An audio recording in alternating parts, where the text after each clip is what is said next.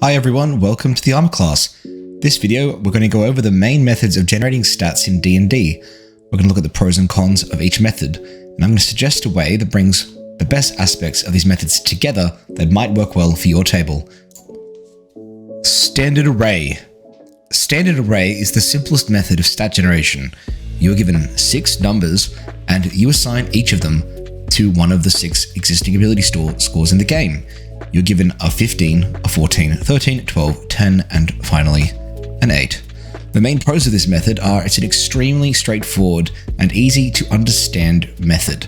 A new player can simply assign these stats in order of the priority for their character. If they're making a fighter, they might put the highest in strength because they think it makes them hit hard, the next highest in constitution, whatever. Another pro is that with every character having the same ability score spread and values, no one player will really be stronger or weaker, at least in this aspect.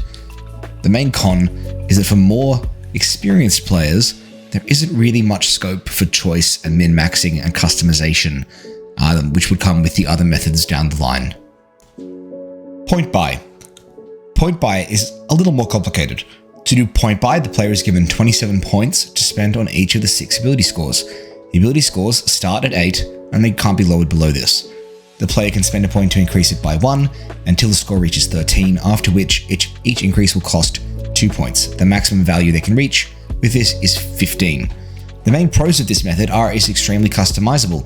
There are many different permutations and builds the players can do, allowing them to increase the 3 most relevant ability scores to 15 and dumping the other 3, or many permutations in between.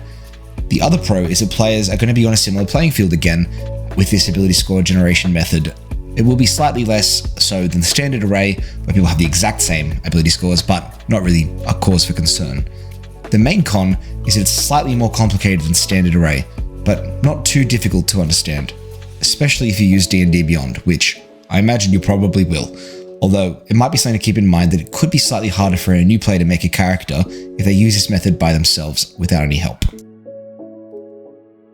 Rolling for stats. Rolling for stats is the oldest, most controversial, and, to no surprise, the most random and variable method to generate stats. The typically accepted method for rolling stats is to roll a set of 4d6 and drop the lowest. Then repeat it until you have 6 numbers which you can apply to each ability score.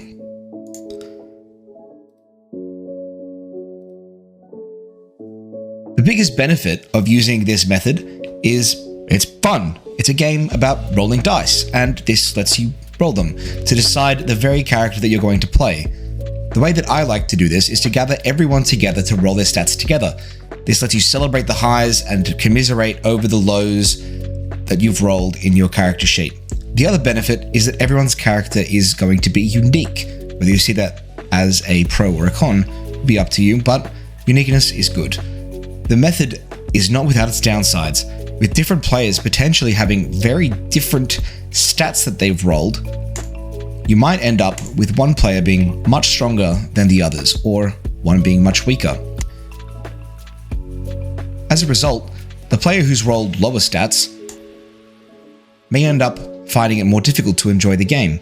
There is an argument to be made that role-playing a less powerful character could be interesting, but it's not everyone's cup of tea.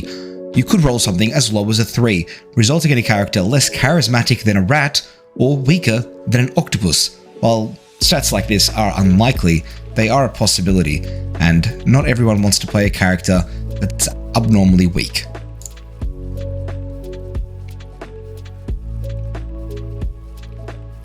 The best of both worlds. My idea would be for something that I like to call random array.